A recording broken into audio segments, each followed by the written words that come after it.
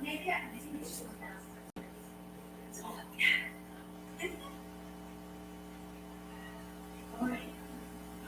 Manchester University's.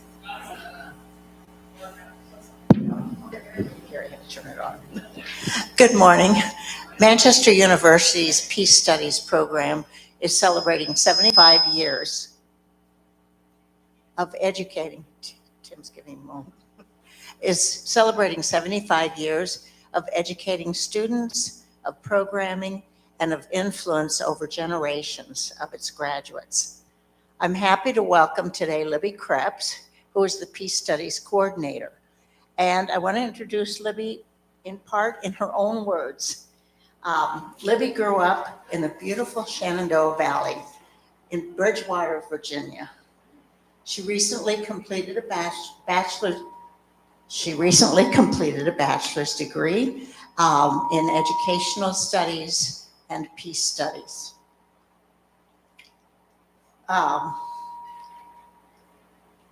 During the past years, Libby has had the privilege to be part of a summer camp leadership team at Project Grows, a nonprofit organization that focuses on food success and nutrition education.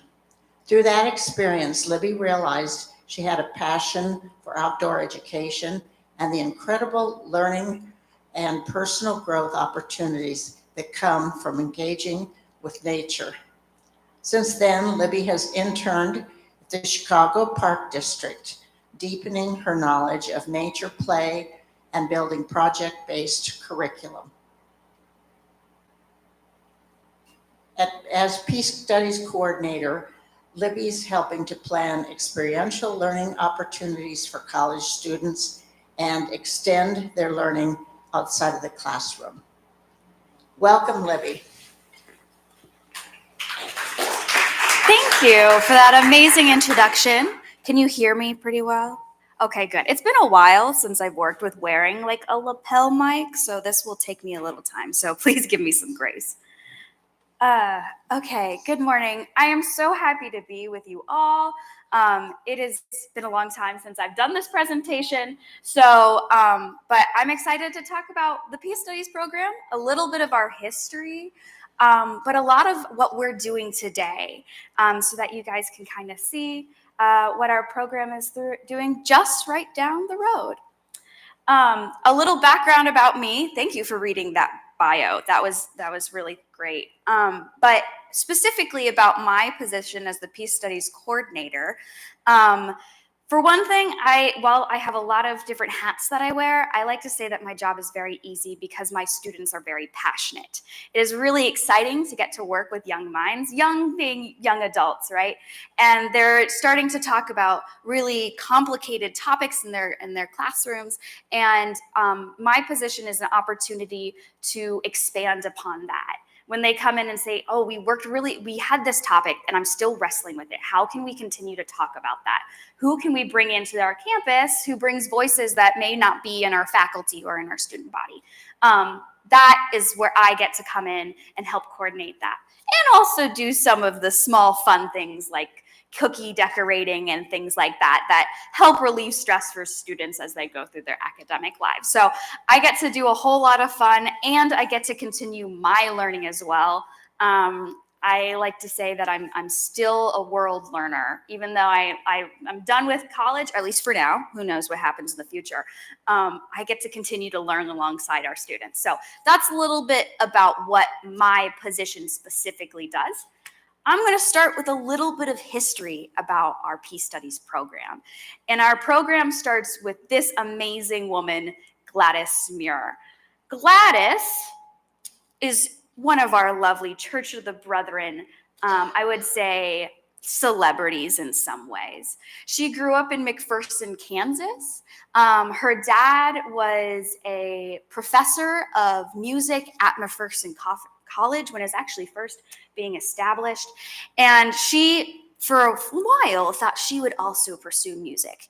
But she found out her music talent was not as high as you need to have in order to graduate with a degree. And so she started to pursue language. She really liked the way that history and language was a great way to connect with others. And so throughout her young life, as well as when she was starting to go through college at McPherson, she used history and Spanish as a way to connect with other people. Over time, she realized that she, like me, didn't want to stop her learning there. She wanted to expand and become a professor. So she became a professor at Laverne, still very stuck in those Brethren ways, which is really, really awesome. Laverne at the time was a very, very small college. It was just one building.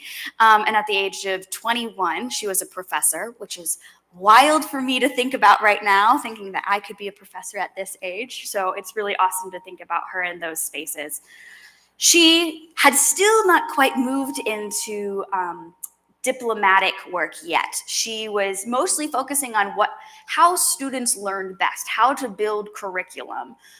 This is still in a lot of the early days of college, and so she brought in this idea of experiential learning through her experiences that she got at Laverne. While she was at Laverne, she went to a couple different international institutions, including the School of International Studies, International Relations Institute, and University of Edinburgh. She writes, I had a really awesome opportunity to read her journal about her experiences during her time at Laverne and as she transitioned eventually to Manchester.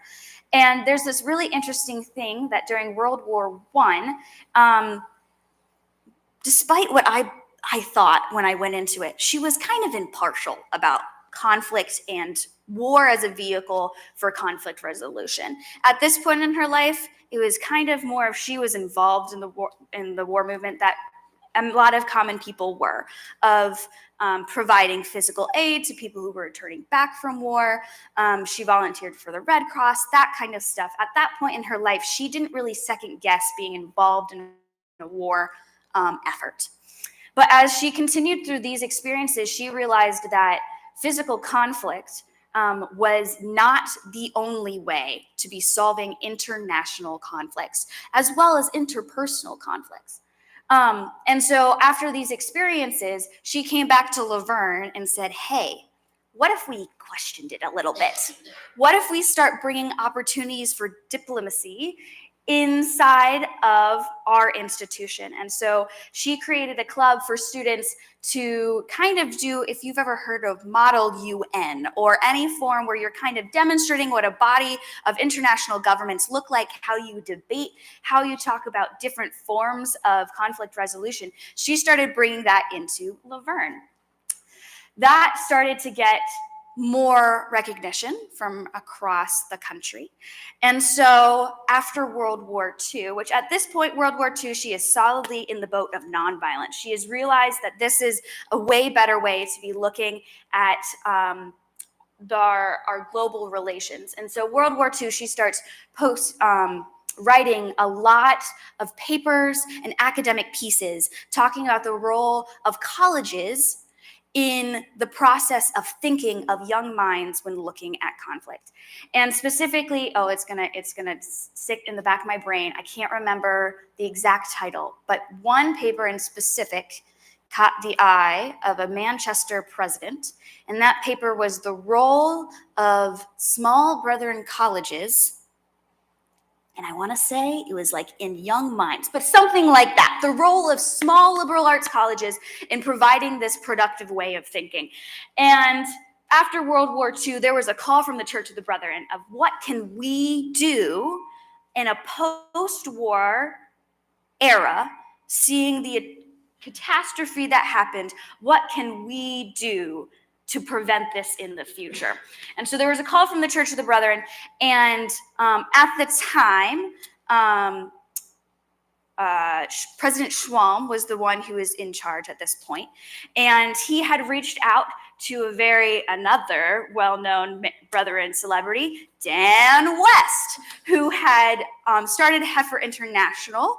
The Seagoing Cowboys might be a phrase that might be familiar to some, about providing livestock to communities as a way of community resilience in a space of conflict. And he came to the university, not the university, it was a college at that time. I'm sorry. Sometimes it is so hard for me as a Manchester University graduate to say Manchester College. I apologize. I know, right? Right? So I'm glad that we can bond about our struggles here. I appreciate it. Yes. So Dan West came at that time to teach a couple classes about this idea of nonviolence and different ways that courses of study can incorporate that interdisciplinary. And he was teaching about 2 or 3 classes, and Shwam said, hey, do you want to stay and help create this program? And Dan said, you know what? It's a really great process, and it's a really great goal. However, I have an international organization to run, so no thank you. But he helped with the process of finding someone who could come in and succeed him, and that became Gladys. She came in 1947, and she created this curriculum that was based on a lot of the stuff that she had learned internationally, as well as the stuff that she had learned at Laverne. I love this picture for many, many reasons. She was very, very, in some ways, a lot of her students reflect her as stern because she had a lot of high expectations. But she was very passionate about bringing in different forms of study to talk about peace. So this is not just a space for history. This is not just a space for communication.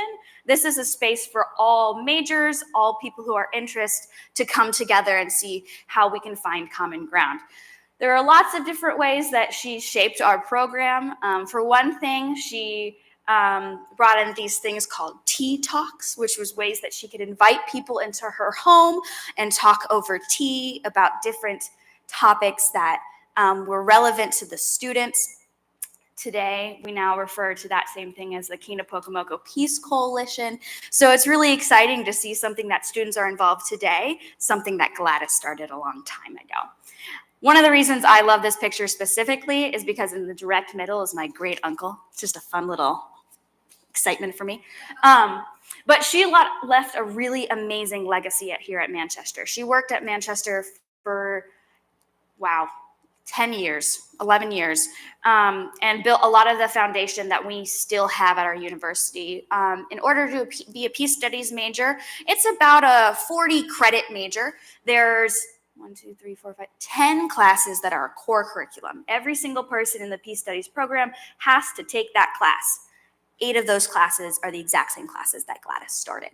So that framework and that structure still exists. Well, some of the topics may be a little bit different.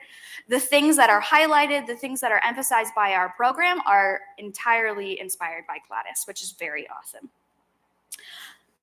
So, after Gladys has left, we're kind of jumping really far in the future, but what does our program look like today? We're still doing a lot of the experiential learning that she had talked about, bringing in speakers, having those opportunities to talk off campus in a comfortable space, like her tea talks are still happening. So I wanted to give some examples of some things that we're doing today. So over this past semester, we went to 2 different conferences. One in Iowa with the Peace and Justice Society Association. No, Peace and Justice Studies. There you go. Peace and Justice Studies Association, which was we had over 5,000 attendees and a bunch of presentations throughout a 3-day span. And our students presented about the collaboration that we have between environmental studies and peace studies. A great opportunity for them to demonstrate professional skills and speak with a lot of amazing academics and activists. At that conference, our students got very connected with draft resistors and talking about the history of draft resistance, and that interest has continued throughout the year, and we're building programming throughout this semester and next semester because of that. So it's really exciting to see people that they connected with in a whole nother state and who are experts in their own ways come to our space. So that is really, really exciting. We also went to a conference at the Anabaptist Mennonite Biblical Seminary, so not far, just in Elkhart, right down the road, where we talked about where theology and environmentalism come together, and where do people of faith, whatever that faith be, how can they be active in their local, national, and global communities to enact change. That was a really amazing experience. In both of those conferences, we had at least 10 students go with us. We continue to gather with Kinapokamoko Peace Coalition and Professor Katie Gray Brown's house. We've had 10 different speakers this semester of varying different topics. In the bottom left corner is a picture when we first met with our new president, Stacy Young, to talk about her vision for Manchester, as well as students got an opportunity to advocate for the things that they thought were important for not only the campus, but the history of the university. That was a really awesome talk. We've hosted a couple values, ideas, and art speakers, so our convocation speakers. We started with Dave Zyron, who is a sports editor who talks about politics and sports and where those ideologies can mix and how it impacts society in a lot of ways. That was a really, really awesome presentation for us to have. We also had someone from Bethany Theological Seminary come and speak about hope when it seems hard to be hopeful, especially in times like these where we're seeing a lot of international conflicts continue. We had David Radcliffe yesterday come and speak to a bunch of students as well about New Community Project, the organization that he helps to run, and specifically conflicts that are happening in South Sudan, Myanmar, Nepal, and the Amazon. That was a really awesome experience. We've had lots and lots of speakers. So if you want more examples, I can give you more examples, but I think I'll save your ears for more. Other things that have happened this semester, as Jan said, we are celebrating our 75th anniversary of existence as a program, which is really, really exciting. We hosted our homecoming celebration, inviting over 70 different alumni from the program to Manchester, which was really exciting. We had students present on our plaque dedication for the year. So every single year during homecoming, we dedicate a plaque to either a Manchester alum, a national peace activist, or international peace activist. And this year, conveniently with students' interest with draft resistance, we chose conscientious objectors. And all of our students pictured on the right here presented about significant conscientious objectors to the history of Manchester. And they each did research about that before presenting, which was really awesome. We also had an opportunity to invite, I like to mention this because it was like one of the coolest experiences. We had a marionette troupe. I was skeptical. I'm just going to be totally honest. Marionettes, it seems interesting, but not something that like, oh yeah, it's life-changing. This is life-changing. We saw them in Georgia during our January term trip last January. And after that, all 20 of us said, Katie, we need them at Manchester. And so thankfully they came for our homecoming. And we had 2 performances and we had over 250 people attend, which was really, really cool. So it's really great to have opportunities to have events that are not only open to students, but bring our community to Manchester, or in some cases, go to our community as well. So we've had a lot of opportunities to do volunteering over the semester. We consistently have students volunteering with Blessings in a Backpack, our second harvest at the Manchester Church of the Brethren. We've cleaned up a lot of things on campus as well. We cleaned up the prayer labyrinth. I don't know if you've ever seen that. That's on our far side of campus, but we renovated that this fall. Oh my gosh, I almost forgot an event I just did last week. We did Focus on Faith Week this past week, which was really incredible. We had we have 7 days full of events to expose students to different religious perspectives. So at the beginning of the week, we celebrated Diwali with one of our Hindu professors who came and talked about her experience growing up in India, as well as the practice of Diwali. We had students volunteer for the labyrinth cleanup. We had an opportunity to do a traditional love feast with our Simply Brethren group, which is our Church of the Brethren youth group, if you will, on campus. And we had 20 people come and participate in that, which was lovely. We had a sacred art coffee house where students, faculty, and staff provided art that was significant to them around their religious experience, and we had a good attendance for that as well. And then our last thing was a discussion about religious diversity on campus, and that was a really incredible week. And so I am very thankful not only that I get the opportunity to help bring these events to campus, but our students are extremely engaged with it, which is really, really awesome. And then my last thing, and probably one of the most exciting things that are happening in our Peace Studies program right now, is our collaboration with the Environmental Studies program. So this is built over time between Dr. Gray Brown and our previous director of environmental studies.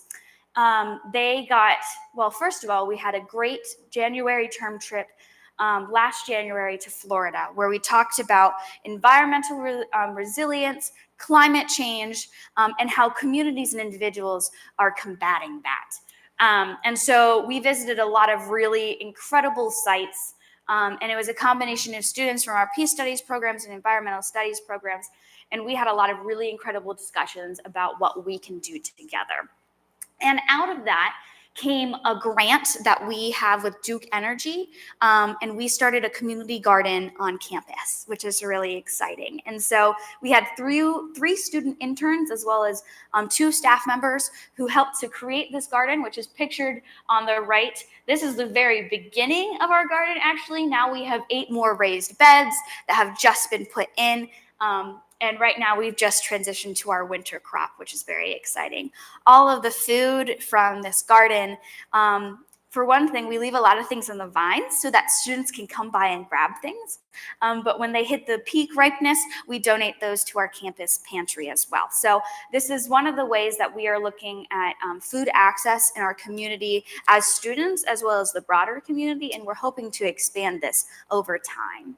Another thing that has come out of that grant and this collaboration is a WASP survey program.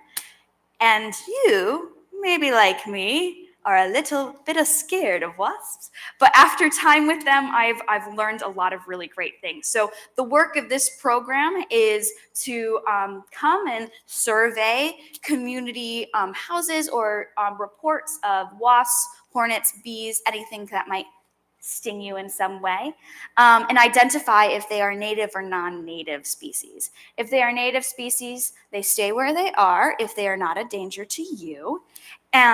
Otherwise, if they are a danger to you, our team is now trained to help safely remove them.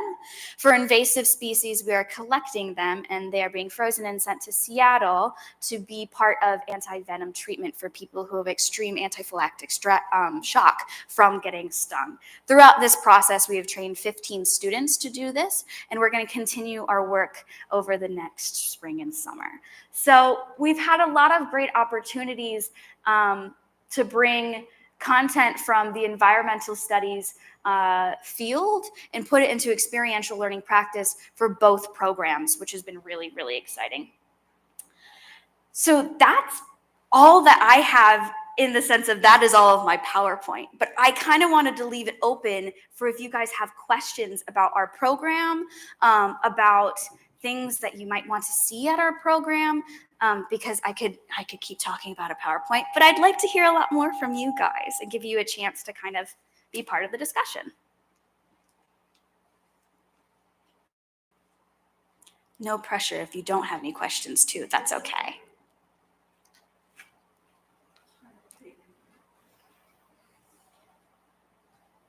I just wondered where the garden is located. Great question. Oh, I love talking about this actually. This is now located opposite from where the administration building used to be. And 2 of our raised beds are actually made out of bricks from our administration building. And so I think another part of this project is giving life to that space and maintaining the history of what used to be there and still can be there. It is on College Avenue. Yep, it's right in that space across from where the parking lots are. And there's a bench there too, so you are welcome to come and sit in that space. It's very beautiful, it really is. How many students are in the Peace Study program now? That's a really good question. And I also have to say it's kind of a hard question because one question is how many people have a Peace Studies major or minor, and then how many people come to our events? Because we have a lot of people who are non-majors who are active in our program throughout the whole year, which is really cool and I think is a really good emphasis of the importance of this program. But I'll still answer your question. Right now, we have about 40 people with either Peace Studies majors or minors. A lot more minors than majors, and that's because that degree is pretty easy to get because Peace Studies is so interdisciplinary. If your major focuses on conflict resolution, communication, history, psychology, social work in any way is incorporated into your course of study, it's really easy to get a Peace Studies major because those incorporate the same things. Sorry, not major, minor. So we have a lot more minors than we do majors. But if I had to talk about student engagement as a whole throughout the student body, we probably consistently have over the board 60 to 80 people who are involved in the programming of the Peace Studies program.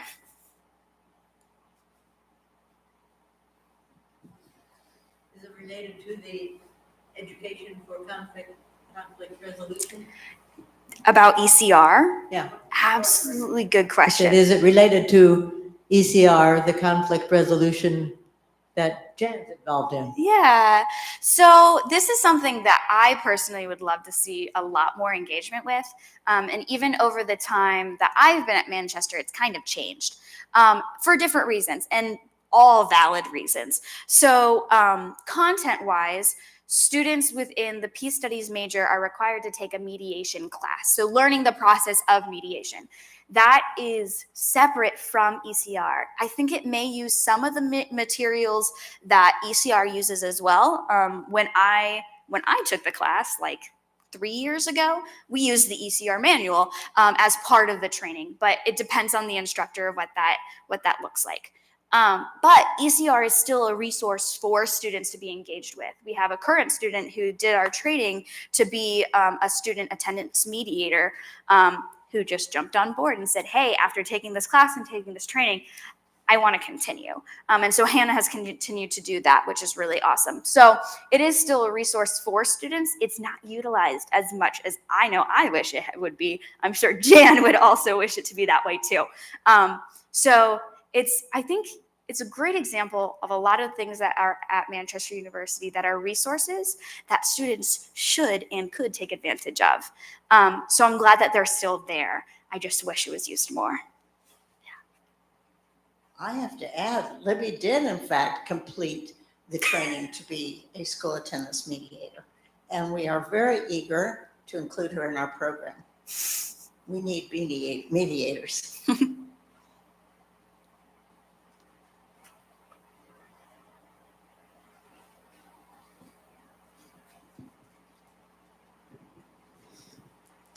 All these wonderful programs that you're describing and your desire to be connected with the community and all, many of these things may already be already doing.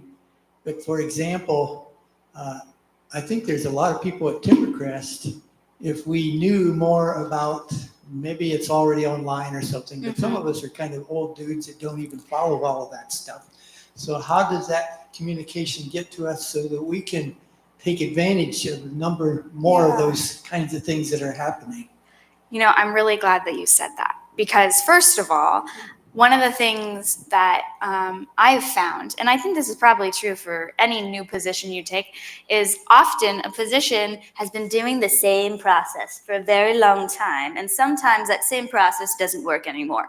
So the way that we've usually gotten a lot of publicity out is through our Facebook pages, and I try to bring posters over here as much as I possibly can for the events we have.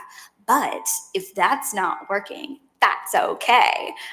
If there's a primary source for emails for you guys or a written newsletter or something like that, that would be helpful. I provide, I call it the Kinapoke recap because I thought that was cute, that I send out to my students to remind them of all the events that I talked about at the beginning of the week. And so if that's something that you would like to be sent over here, I could do that too.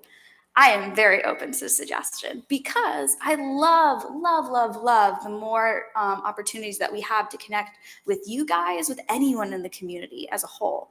So if you would like to give me your contact information or you have an avenue that you recommend me sending things to, I would love to do that. Just food for thought.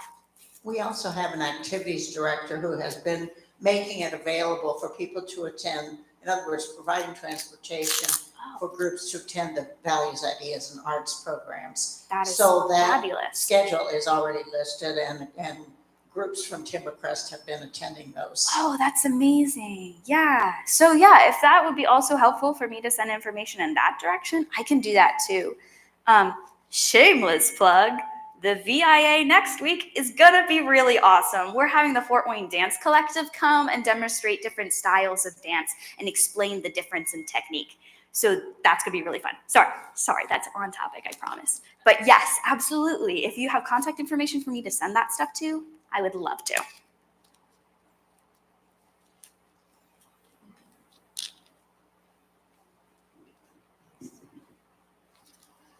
Well, I'm hoping there will be a third generation of my family with the Peace Studies major, because of course my son majored in it, and then Miriam is headed that direction too. But did you ever hear? I hadn't thought of this in years, and it popped in my brain this morning. Did you know that in the late 90s, I'm going to say 97 or 98, when Zachary was here, the Today Show was doing a thing where every Friday or something, they would be on a different college campus, and they would have students shout out something, about their, and it was Peace Studies. So the whole Peace Studies group was, and Zachary was in the middle, and he was going to be the speaker and share about, how wonderful the program is and everything. And he said, "Mom, you got to tune in. It'll be at the 8:40 hour, whatever." Yeah. And so we were letting people know, and don't you know, they got preempted because a University of Maryland rugby girls team won something, and so they went to them instead. Oh no! Oh my gosh! But it was celebrating the Peace Studies program and how long it had been around. It was the coolest thing. But oh well, Man, that's so funny.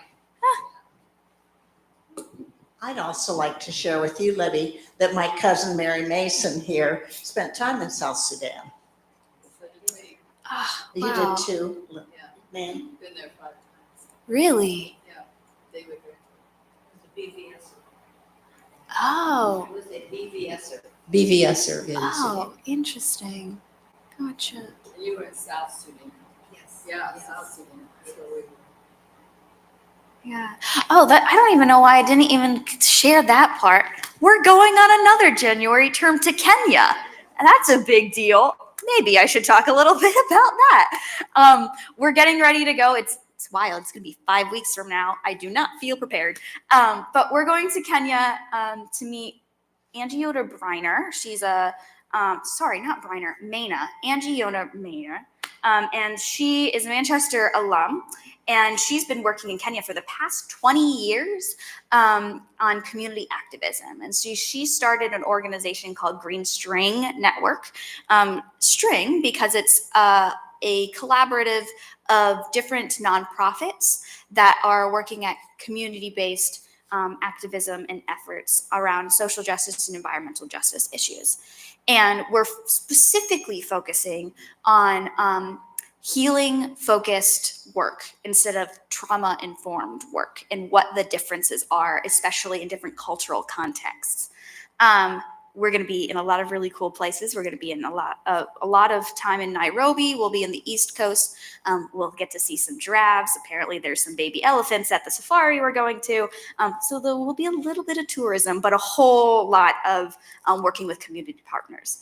We have 17 people going in total, 11 students, I need to make sure my math is right, 11 students, 2 alumni, and 4 staff members. So we're very, very excited. So that was a really good opportunity to talk with David Radcliffe last night, because we were talking a lot about the cultural significances in that area of the country, similarities and differences between South Sudan and Kenya, as well as how climate change is really putting stressors in lots of different ways to these communities. And so things that are a lot of common social justice issues across that region of Africa specifically are blown to a different proportion with climate change in mind. And so this trip will again be another collaboration between environmental studies and peace studies of bringing, I guess, again, these 2 different realms and talking about the overlaps. So we're very excited about that trip in lots of different ways. So I'm glad we brought up South Sudan again. Any other questions or thoughts? Or on the other side, and in a very similar vein of our communication question, what are things that you would like to see from either the Peace Studies program, that could be events, that could be topics that are brought up, or even ways it would be beneficial for us to be engaged in the community? That is something that we are really trying to consider over this next year, is how are we part of our local and broader community. So if you have any thoughts or suggestions, or even like a hard question to pose to me, I welcome all of those things.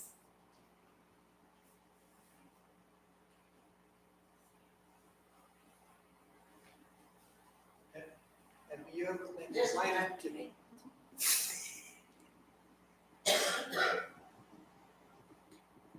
How often have you been invited to churches to bring the main message of the morning? That's a very good question. So the Peace Studies program specifically, in my time, none. The Simply Brethren student group has been invited a couple of times over the past couple of years. We used to have a team of students who would prepare a service every single, you're nodding because I know I've seen you at a church, 100%. Yes, 100%. You know what I'm talking about. Yes. We've done that a couple of times over the years.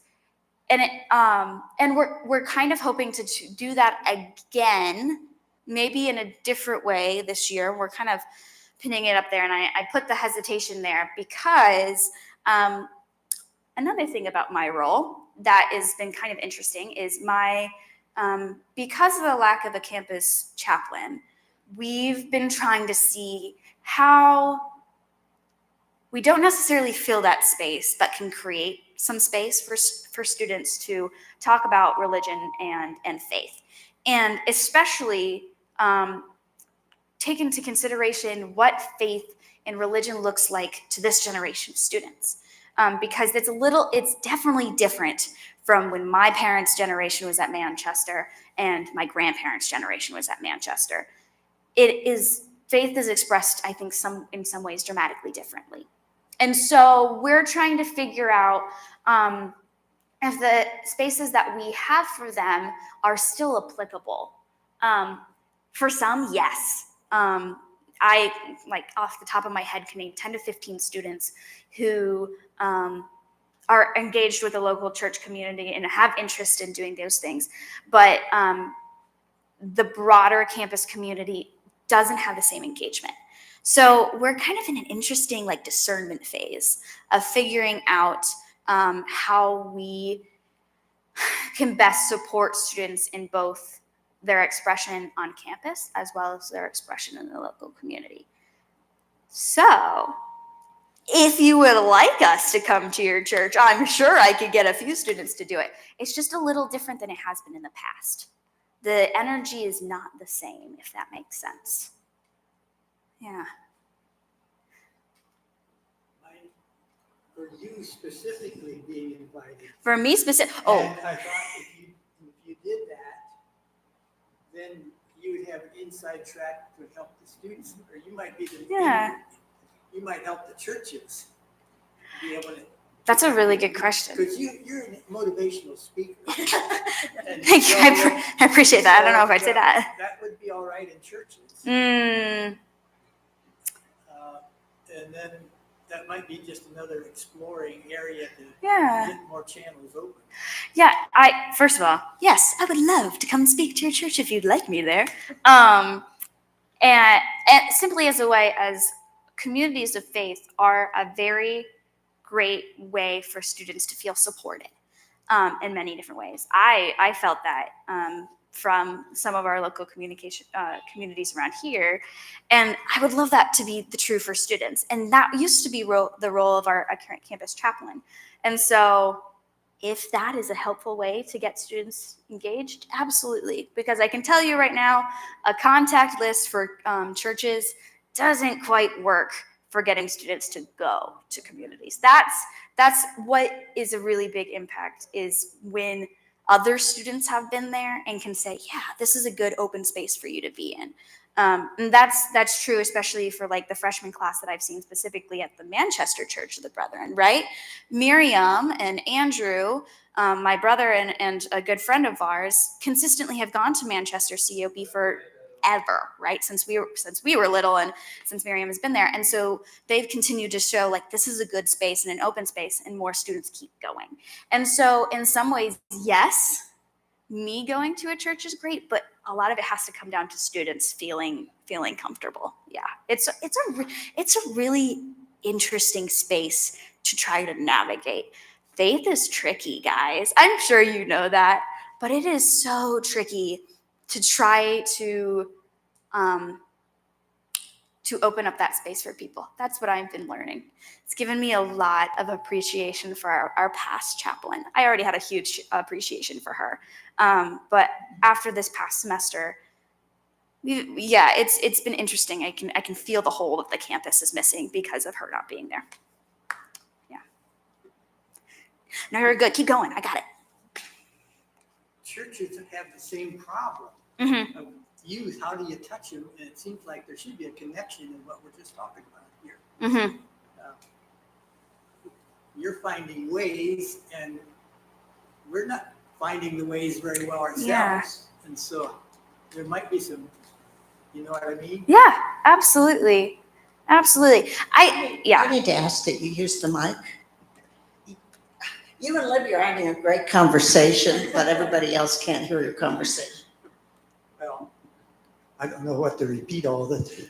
I'm thinking about a lot of churches, and even here, what are our connections with these, having times like this, but Timbercrest isn't too well represented this morning. And so how does it even get a hold here? Yeah. And hearing you is a motivating thing for us. But I think a number of us are feeling the need for that. Churches, universities, all. How do we do that? And we need to do that together somehow. Yeah.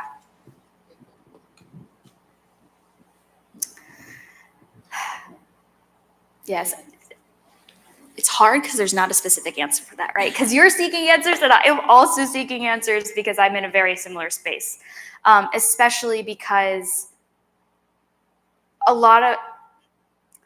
it is really hard to be a passionate person for things that are not within your job description. I should put that first of all, because I really wish I could dive into this, right? Because these are things that I'm really passionate about, and I would love to make connections with you about ways that we can publicize the events that you have in your church, as well as getting people to go. But it's also so hard because we have no one in religious life anymore at Manchester. We used to have a pastor at our university, and Unfortunately, she left for very good reasons of just wanting to go in a different direction with her professional life. But we're really missing that life force in many ways, as well as someone who that's their only job, right?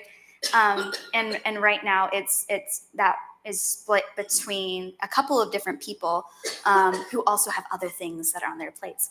And so it's hard because we're super passionate about it, and we would love to continue to lift this up as much as possible. And I think we could get students to come and engage with local churches. But when thinking and talking about sustainability of getting people to continue to do that, we're missing that person, I think, in some ways. So it's hard to find answers, but I want to find those answers, so I still want to work with you. Sorry, I don't want to make it seem like a sad thing, but at the same time, I want to give you hope, if that makes sense, right? Libby, I will tell you that when Stacy was here and we had a full house, we challenged her on that. We said, what are the plans to have a campus pastor? Mm-hmm. It's needed. And she said, that's, of course, she's a numbers person. Right. And she said, yes, I realize there's a need. And she said, the trick is, we got to keep cranking the numbers and seeing where we can find, the money. So And I appreciate that, because it's a really good example of something that is a commonality between this community and our community, right? Two smaller communities within a broader community. And I think we should acknowledge that is an important key to keeping us connected. And obviously we can do that too, right? But something that's built within the university that's consistent. So I appreciate you guys for challenging her for that, because we are doing the same. So hopefully together we can make a change.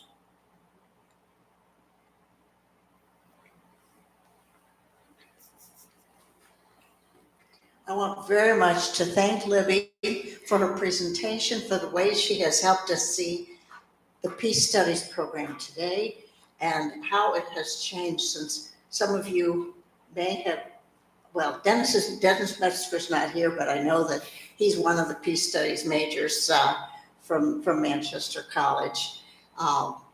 Anyway, Peace Studies and its programming and its new connection with environmental studies is all something very, very new and exciting. I will echo Roger's words. You are a motivational speaker. Thank you. I appreciate that. Thank you for letting me come. Seniors for Peace will not have a program in December. Watch the Timberline for the program that will be in January. Thank you. Thank you so much.